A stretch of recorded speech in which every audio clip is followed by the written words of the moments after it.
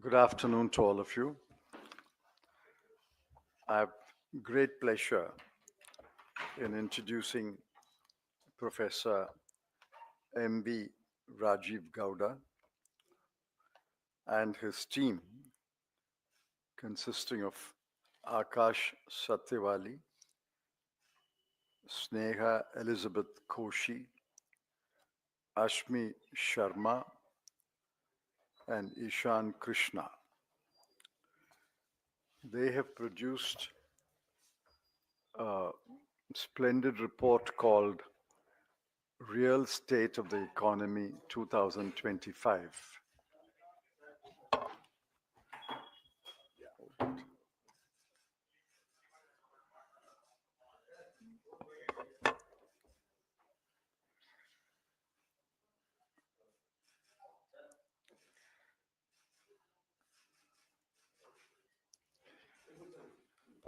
Many of the facts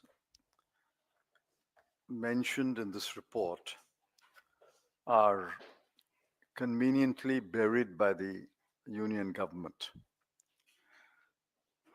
They are press releases, they are statements, completely ignore the facts.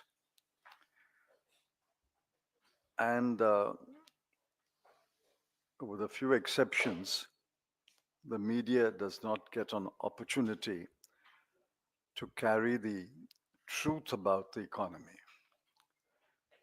Therefore, Professor Rajiv Gowda's team decided to produce a comprehensive report on the real state of the economy. There is, of course, an unreal state of the economy, which is put out by the government every day, every hour. There is a real state of the economy.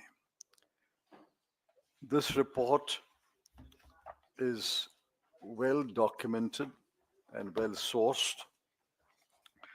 It runs to about 95 pages, but there is an executive summary of about 9 pages.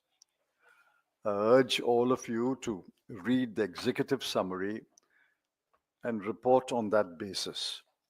Of course, your editors and sub-editors will delve deeper into a subject of their interest and go into the body of the report, and they can pull out and publish many more facts, many more issues can be highlighted, and many more evidence can be brought on record.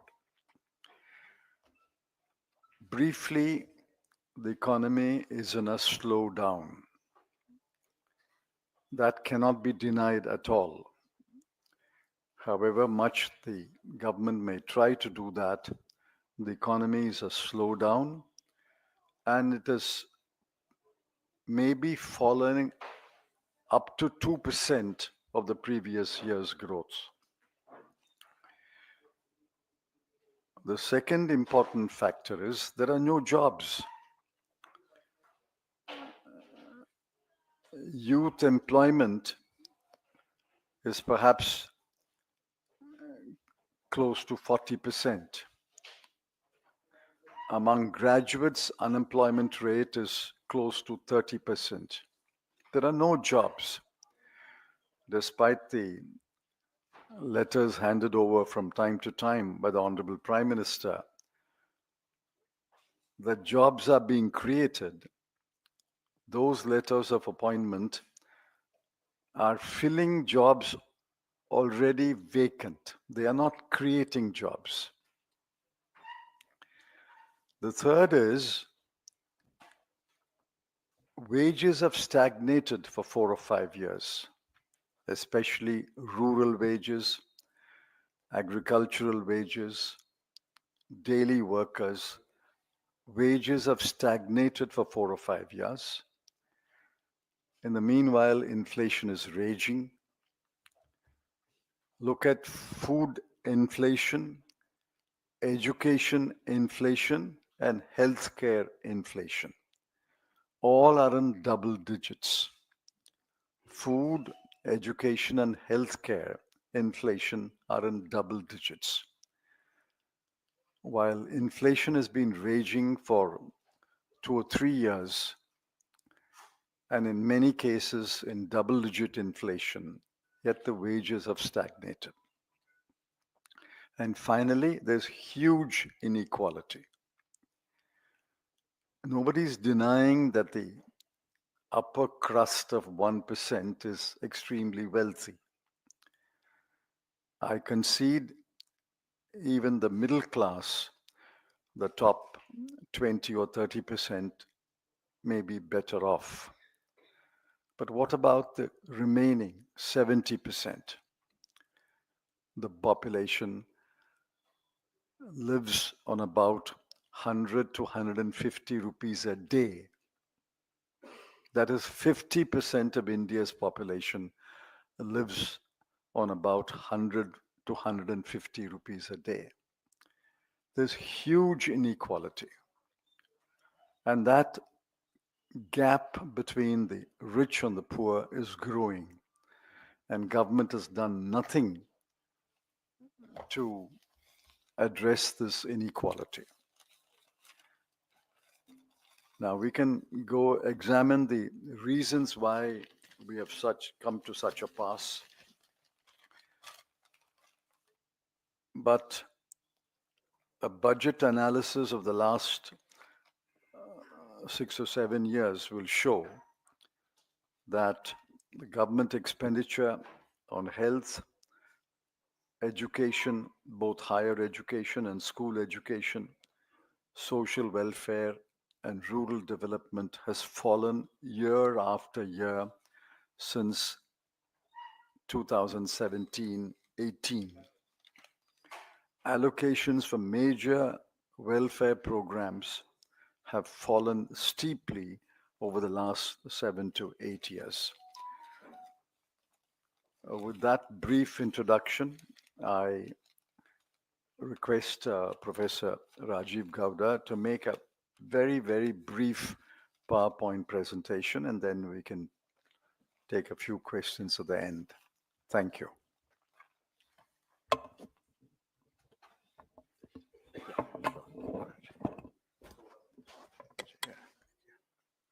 Thank you, sir. I just want to give you the key highlights of the report that Mr. Chidambaram has just released. That report will be shared with you immediately after the press conference. And we will also be sending you a soft copy of the report of a Word version of the executive summary. Now, and I can also send you the highlights PPT if you wish. Anyway, I'm not going to repeat what he has already highlighted, but let's go ahead. So the key issue is what happened to growth. That is the title of our report this year. The unemployment crisis, Mr. Chidambaram has highlighted, and you can see that without repeating what he said, what we're going through is a phase of job destruction, job loss growth. Earlier, we used to be concerned about jobless growth. Now, this is what we're facing. Our parents of India invest so much in their children's education. However, today, graduates face an unemployment rate of 29%. The more educated you are, the less your chances of getting a job. And manufacturing jobs have declined. People are moving back to the farm where they're underemployed. And women are badly hit. Next. This is just illustrating the education and job situation. Next, please. Now, growth, the theme of our cover, basically what you've seen over the last, ever since demonetization and GST, we've seen the economy slump. And this Modi slump, as you may want to call it, is now the new normal. This has become 6% or so as the average growth. At this rate, we are heading straight into what economists call the middle income trap. This means that the kind of opportunities that we were hoping to create, the demographic dividend that we are hoping to encash, all those are doomed. Essentially, we will be a stagnating middle income country, underproductive and uncompetitive. globally. Per capita income has been growing at 4.52% since 2014, since Prime Minister Modi took over, and our per capita income is now below that of Bangladesh. 34% of Indians survive on less than 100 rupees per day, and income inequality is worse than it was under the British. Next, please. Yeah, this is just the detail. It's there in the report. The other real challenge, next, is that incomes are stagnating, people's and household savings are dropping, and their debt levels are increasing. Household savings are now at a 47-year low. Consumption growth is at a 20-year low, and household debt has soared to a record 39% of GDP. Basically, the families of India are in deep distress. Next. Manufacturing.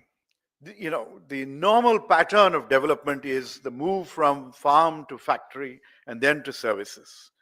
India is experiencing a reversal of this particular pattern. And you all recall the Independence Day speech when Prime Minister Modi announced Make in India. And it's been a decade since that moment.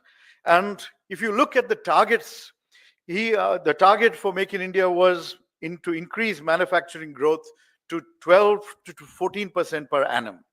Since that period, it has averaged 5.8%. He wanted to increase the share of manufacturing in GDP to 25% by 2022. Last year, the share has remained stagnant at 15.8%. Number of jobs in manufacturing have come down by half between 2016 and 21. And he announced that he would create 100 million jobs in manufacturing by 2022. Instead, we have seen the workforce decline from 12.6% more than a decade ago to 11.4% last year.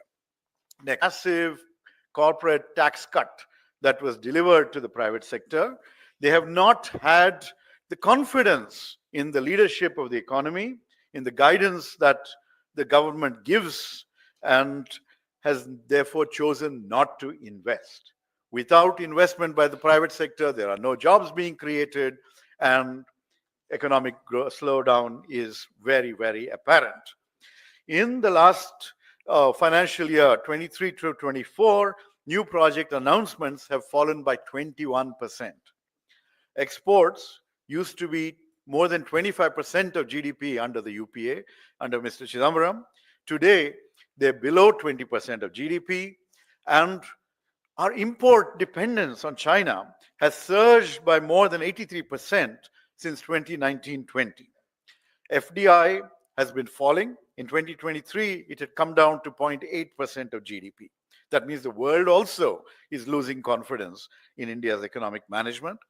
And 21,300 high net worth individuals have left the country between 2022 and 2025.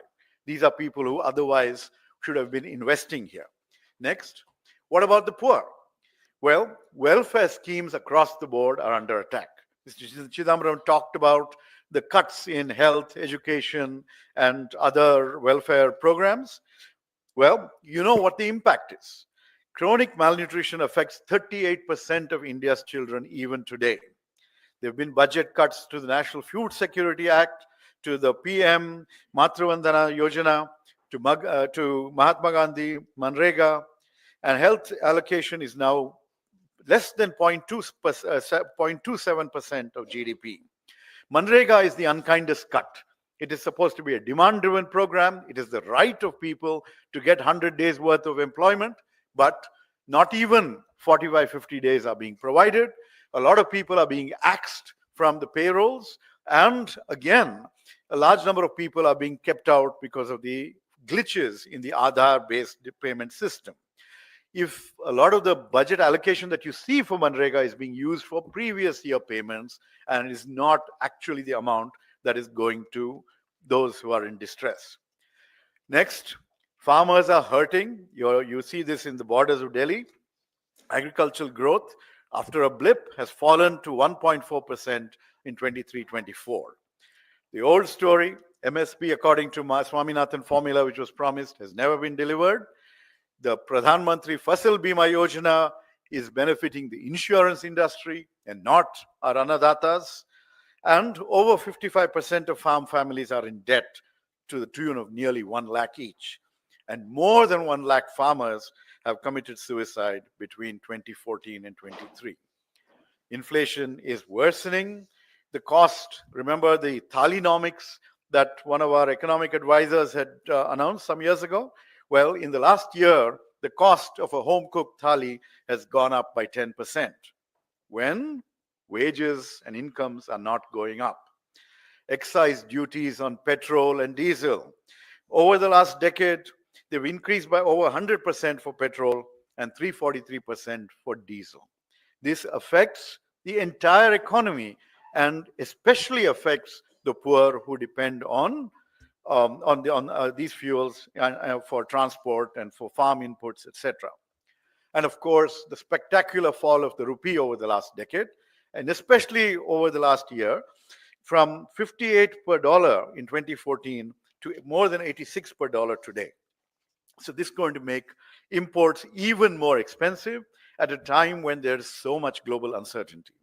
And finally, the last 3 sections of this report cover crony capitalism, the attack on various institutions, and NDA equals no data available. So as you know, the banks, the public sector banks especially, have written off nearly 10 lakh crores over the last 5 years.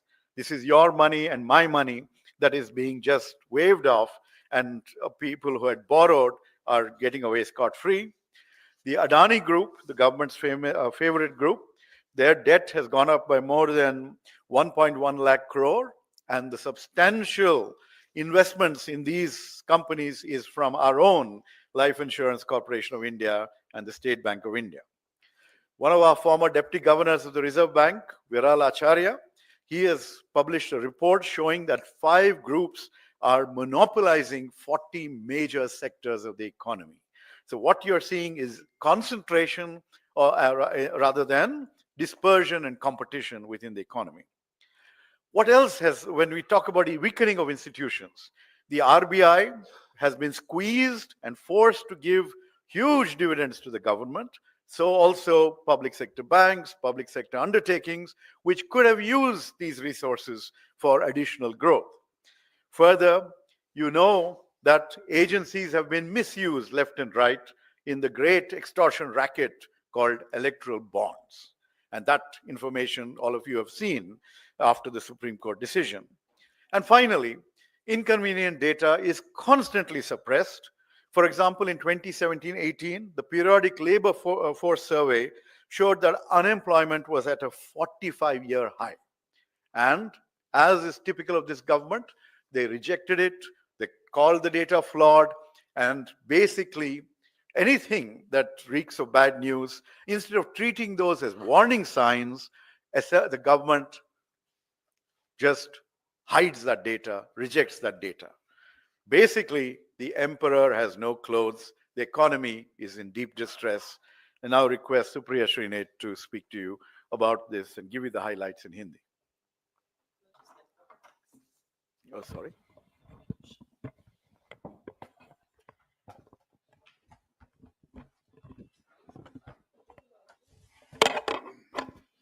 Thank you very much, Mr. Chidambaram and Professor Gaura.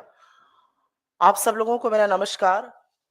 अगले 48 घंटे में union budget आना है और कल economic survey आएगा और हवाई बड़े बड़े दावे किए जाएंगे, लेकिन असलियत क्या है उसका संक्षिप्त विवरण मैं हिंदी में कर देती हूं। श्री चिदम्बरम ने आपको डिटेल्ड एक समरी अंग्रेजी में दी और प्रोफेसर गौड़ा ने आपको डेटा और तथ्यों के साथ, आंकड़ों के साथ ग्रोथ से लेकर नौकरी तक समझाया। लेकिन क्या यह सिर्फ आंकड़ों की बात करने की प्रेस कॉन्फ्रेंस है? क्या जब रियल स्टेट ऑफ इकोनॉमी की हम बात कर रहे हैं और मैं संक्षिप्त में, बहुत ही छोटे संक्षिप्त उसमें आंकड़े जो बताए गए अंग्रेजी में, उसमें हिंदी पे बोल देती हूं, क्या यह सिर्फ आंकड़ों की बात है या इनके पीछे छिपे चेहरे, इनके पीछे कहानियां इनके पीछे, दर्द इनके पीछे, तकलीफ इनके पीछे, दिक्कतें झेलता हुआ एक हिंदुस्तान है। और उनके कुछ चेहरे मैं आपको यहां पर दिखा दूंगी। जैसा कि कहा गया, आज की तारीख में युवाओं की बेरोजगारी भयावह है। अगर आप स्नातक हैं, ग्रेजुएट हैं, तो 29% लोग बेरोजगार हैं। दिक्कत की बात यह है कि मैन्युफैक्चरिंग में एक बब्बर शेर बनाया गया था, मेक इन इंडिया का, वो कागजी शेर निकला और मैन्युफैक्चरिंग की नौकरियां लगातार गिरती जा रही हैं। मैन्युफैक्चरिंग का शेयर इकोनॉमी में 25% होना था 2022 में, वो महज 15% के थोड़ा सा ऊपर है। असलियत यह है कि बड़े बड़े हवाई क्लेम किए गए, लेकिन पिछले 10 साल में नरेंद्र मोदी के शासनकाल में जीडीपी ग्रोथ रेट मात्र 6% थी, जो कि यूपीए के 10 साल के 7.6% से कहीं कम है। असलियत यह है कि बगल वाले बांग्लादेश का पर कैपिटा इनकम हमसे आज की तारीख में ज्यादा है। असलियत यह है कि कर्जे का बोझ हिंदुस्तान के आम परिवार झेल रहे हैं, किसान झेल रहा है, महिला झेल रही है, युवा झेल रहे हैं, बेरोजगार झेल रहे हैं। असलियत यह है कि गोल्ड लोन, अपने सोने को गिरवी रखकर आज लोग घर चलाने को मजबूर हैं। तो जो मंगलसूत्र छीनने की बात करते थे, वो खुद मंगलसूत्र छीन रहे हैं। असलियत यह है कि कॉर्पोरेट टैक्स, जो बड़े बड़े पूंजीपति, बड़े बड़े उद्योगपति टैक्स देते हैं, वो आजाद हिंदुस्तान में पहली बार इनकम टैक्स से कम है। और हम और आप इनकम टैक्स और जीएसटी के तरह से टैक्स ज्यादा दे रहे हैं। गरीब आदमी का गला ज्यादा रेता जा रहा है। बहुत चरण वंदन करते हैं टीवी चैनल पर आकर, और अगर आप सामने उनके माइक लगा दीजिए, लेकिन हिंदुस्तान के पूंजीपति नरेंद्र मोदी जी की नीतियों पर विश्वास नहीं करते हैं। वो इन्वेस्टमेंट करने को, निवेश करने को नहीं तैयार है, और इसीलिए निवेश की जो दर है, इन्वेस्टमेंट का जो रेट है, वो लगातार गिरता गया है। असलियत यह है कि लाल आंखें दिखानी थी चीन को, लेकिन चीन के साथ व्यापार सबसे ज्यादा किया नरेंद्र मोदी ने, और 83% से ज्यादा ग्रोथ चीन से आए हुए, आयात किए हुए सामान की हुई। हमारे डोमेस्टिक कैपिटलिस्ट को, डोमेस्टिक उद्योगपतियों को तो नहीं भरोसा है। एफडीआई का जो एक झुंझुना बजाया जाता था, वो भी थम गया है। विदेश के लोगों को भी मोदी जी की नीतियों पर, उनके शब्दों पर भरोसा नहीं रह गया, और इसीलिए एफडीआई भी गिर रहा है। असलियत यह है कि अगर लोगों के पास देश छोड़कर बाहर जाकर बसने का मौका है, बाहर जाकर निवेश करने का मौका है, तो असल में वो कर रहे हैं। 21,000 से ज्यादा हाई नेटवर्थ इंडिविजुअल्स ने इस देश की नागरिकता छोड़ दी है। कोई सरकार क्या करेगी? वो गरीबों पर ध्यान देगी, शिक्षा पर ध्यान देगी, स्वास्थ्य पर ध्यान देगी, वेलफेयर पर ध्यान देगी, सामाजिक कल्याण पर ध्यान देगी। लेकिन आपको सुनकर आश्चर्य होगा कि मोदी सरकार ने एजुकेशन का, शिक्षा का, स्वास्थ्य का, सामाजिक कल्याण का बजट लगातार पिछले 7 से 8 सालों में घटाया है। बातें ये जो भी कर लें, असलियत यह है कि किसान, 55% किसान कर्जे के बोझ के तले दबे हुए हैं। असलियत यह है कि महंगाई से लोग त्रस्त हैं। महंगा आटा है, महंगी दही है, महंगी सब्जियां हैं, महंगी शिक्षा है। रुपया जो कि दुबला होता जा रहा था जब नरेंद्र मोदी इस देश के एक मुख्यमंत्री थे, उनको 58 पे दिया गया था, श्री चिदम्बरम ने उनको 58 पे दिया था, वो 87 पर पहुंच गया है। असलियत यह है कि जो चंद पूंजीपति मोदी जी के जिगर के टुकड़े हैं, उनको सारी सुविधाएं मिल रही हैं, उनके लिए नीतियां बन रही हैं।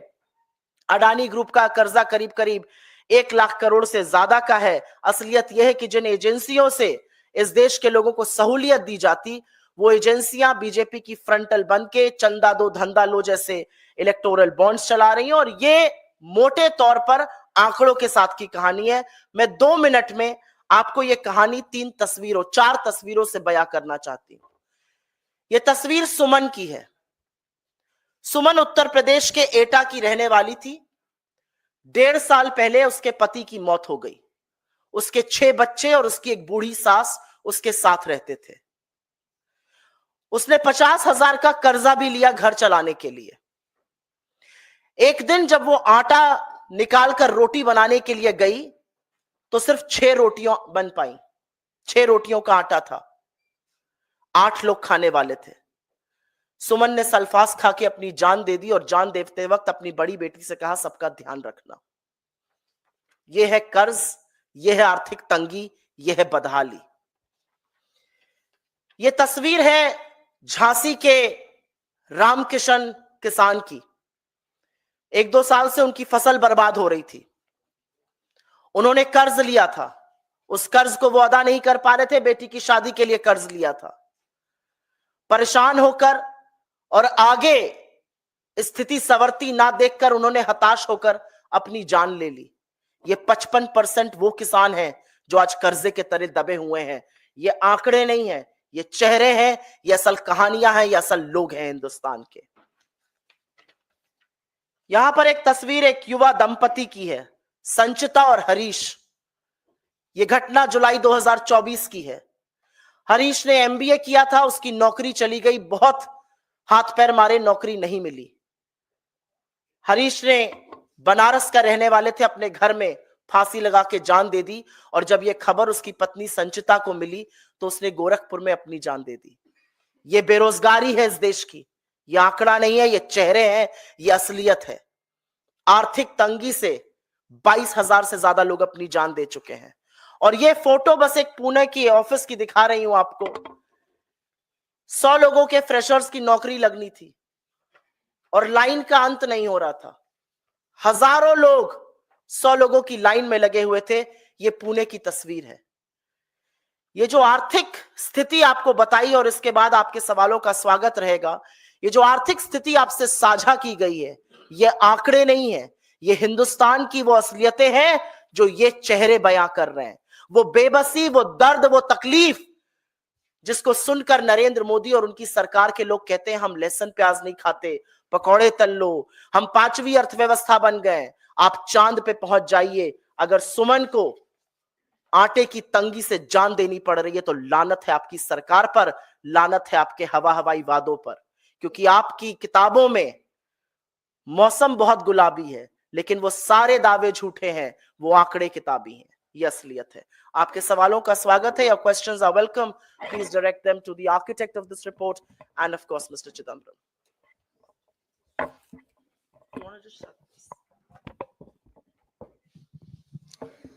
So, Chidambaram sir, you highlighted the state of the Indian economy. Considering that it's going to be, it's not, it's she's presented a series of budgets, and what are your expectations from the union budget this time around? It's going to be the second in the Modi 3.0. It will be Modi 3.0. I actually called it Modi 2.1. I don't think there is a radical change from Modi 2. Unless they accept the realities of the Indian economy, they will continue to trudge on the same path, which is what I fear, which is what I criticize. Unless they change their approach to growth and development,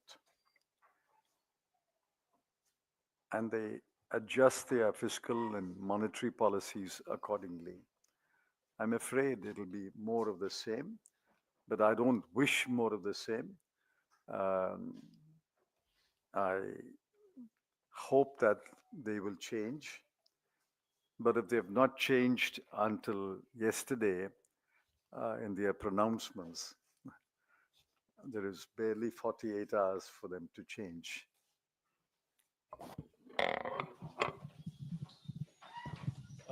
Mr. Chidambaram, you were talking about, I hope they change and everything else. And what you have put out in your report very categorically says that there is stagnation in terms of salaries and everything else. And what is required for growth is something that it needs a transformational change. Having said that, we are told that the government is attempting a direct tax code, which the UPA also attempted to do so. And somehow didn't go forward. Now I think the Prime Minister and the Finance Minister are keen on simplifying things to a great extent. Do you think that this will help to give a new fervor to the middle class, which has been stagnating in the last, as per your report, and has been seen with growth really going forward, not going forward? Direct taxes are a small part of the economy. the number of people who pay income tax, which is what the direct taxes code is, the number of people who pay income tax is about 8 crore or so. And out of them, a little over 5 crore file nil tax returns. So the direct taxes code really applies only to about 3 to 4 crore people. I welcome a direct taxes code. We attempted, Mr. Pranam Mukherjee attempted, but it failed. Failed because the BJP leaders in the Lok Sabha and Rajya Sabha told me that they have no appetite for any more reform. This is in 2013-14. I'm quoting the words, we have no appetite for any more reform. And if the Dr. Manmohan Singh government brings major reform bills, we're not going to support it. The direct taxes code could not have been passed without the opposition support at that time, because the government did not have an absolute majority. The Congress did not have an absolute majority in both houses. So I will welcome the attempt to introduce a direct taxes code, but if the direct taxes code is going to be a similar exercise like the so-called IPC, CRPC, Indian Evidence Act revisions, it's a waste of time. Because as you know, 90 to 99% of the old 3 laws were cut and pasted into the new law. If the present Income Tax Act is going to be cut and pasted 90 or 95%, it's a waste of time.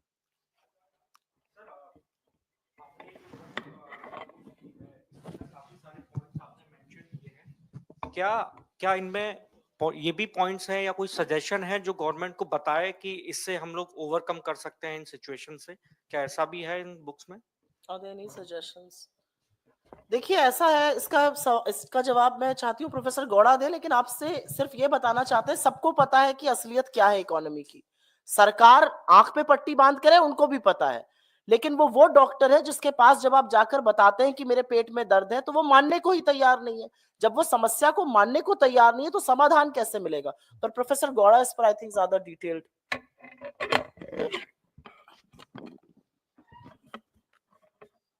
Our job is to tell the truth about the economy and to lay out the facts.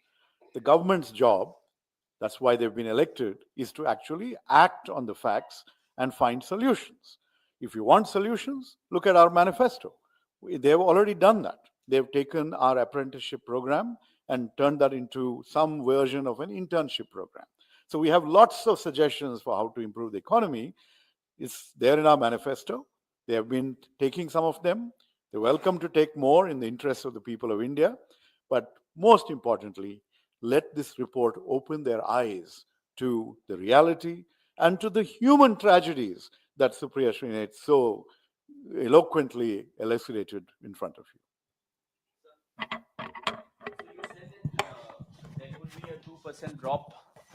So you said that there could be a 2% drop in the GDP levels. I said there has been.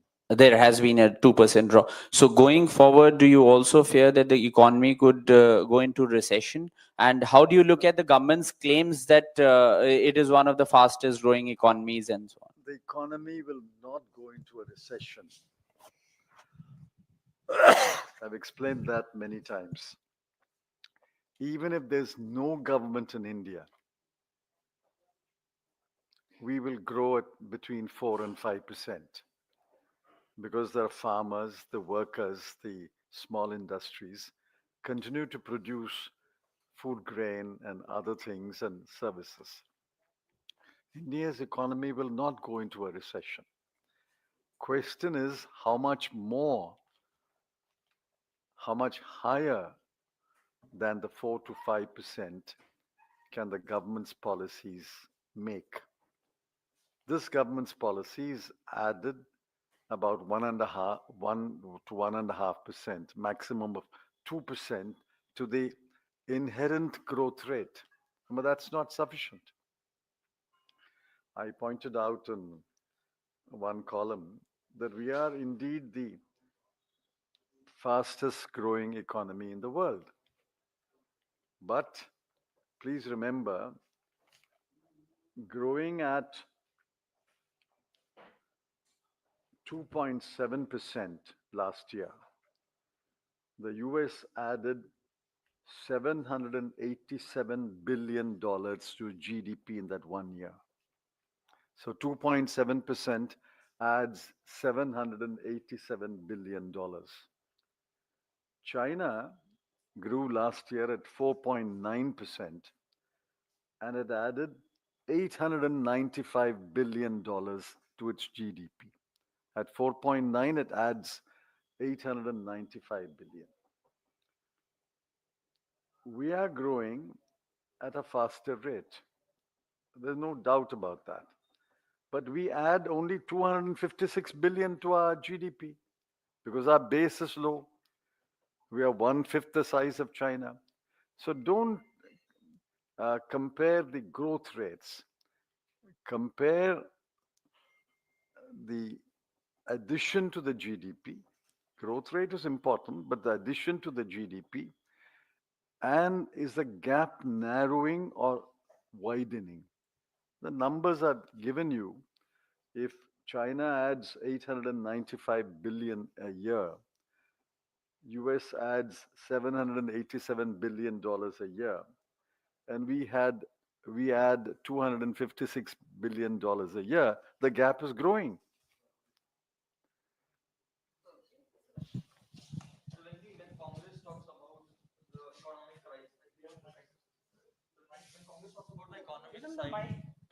Yeah.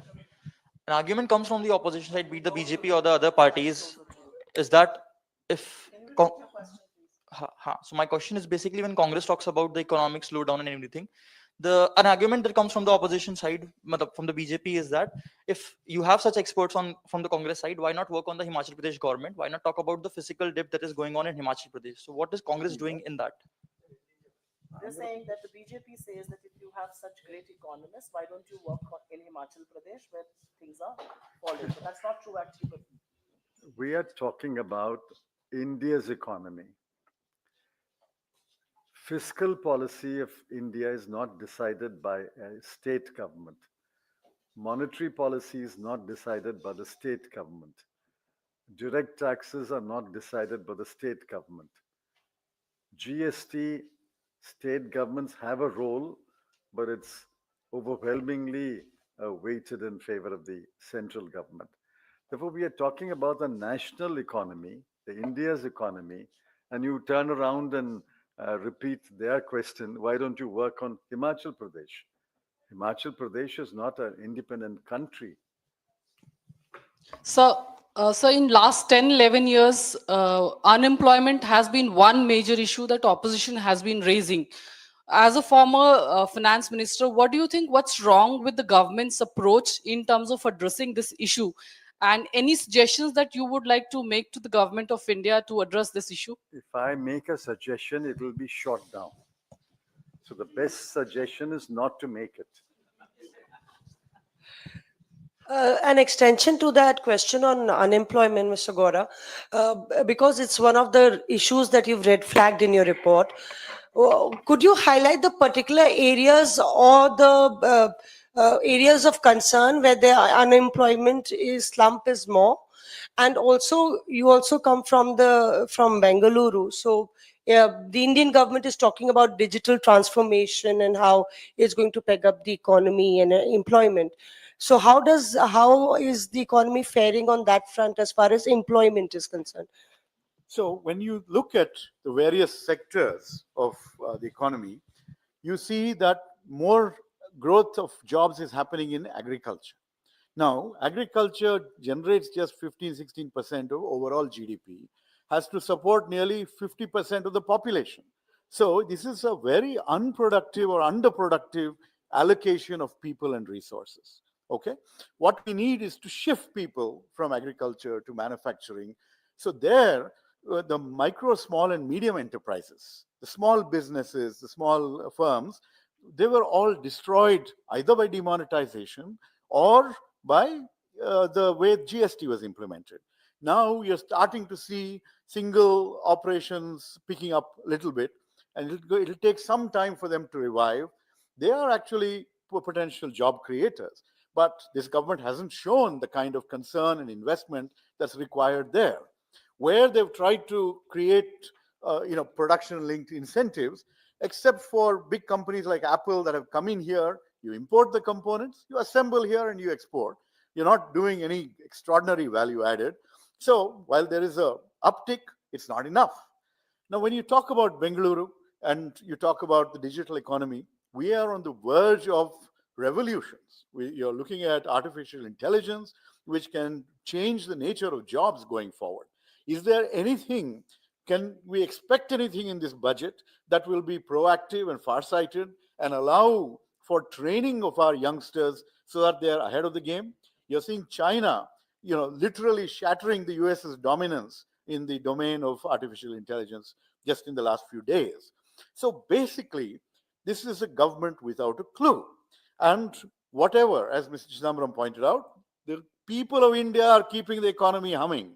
What you need is sustained 8% and above growth rates like you had during the UPA era for all of us to see inclusive growth, more opportunities, more jobs, and a chance for our children to have better lives than us. That is the challenge. And you're not seeing it in this government. Instead, so what the government should do, for example, this extraordinary petroleum taxes, that is one area that they could lower a little bit. They've been covering the fiscal deficit substantially by squeezing each one of us, right? If they were to leave more money in our pockets, then consumption can pick up, growth can pick up, jobs can pick up. That is not something these people are willing to do. Instead, what you see is more allocations towards cronies and the rest of us in the hands of God. I would like to add something to this, just for people right here. मुझे बहुत खुशी है कि आज अर्थव्यवस्था पर आप लोग इतने सारे उत्सुक सवाल पूछ रहे हैं.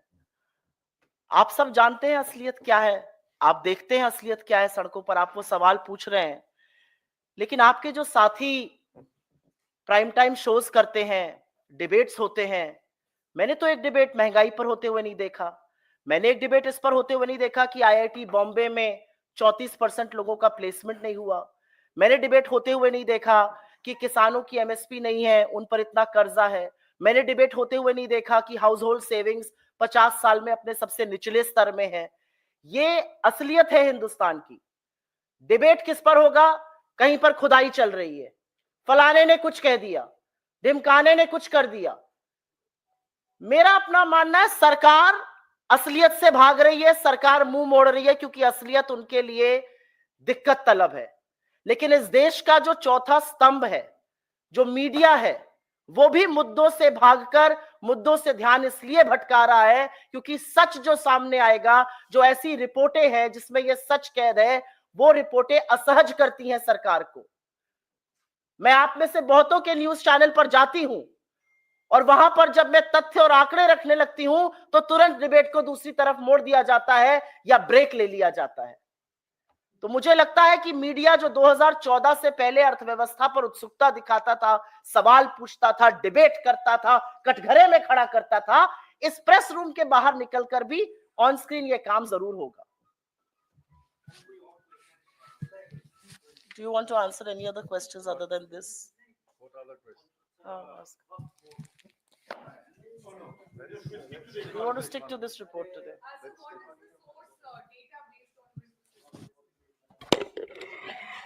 This data is sourced often from government data, Ministry of Statistics and Program Implementation, World Bank, media reports, everything that is in public Press Information Bureau. This is all publicly. Many of the footnotes give the source. Yeah. Footnotes give the source. Every page. Just a moment. For example, it says economic survey. NSSO survey, Ministry of Statistics. It also gives Times of India as a source, but I hope one of you represent the Times of India and you don't disown your source. Therefore, the source is given in several footnotes, and I can count several footnotes in each chapter. So it's not as though we have written this report, or Professor Gowda's team has written this report without acknowledging and indicating the source. Thank you very Thank much. you very Thank you. much.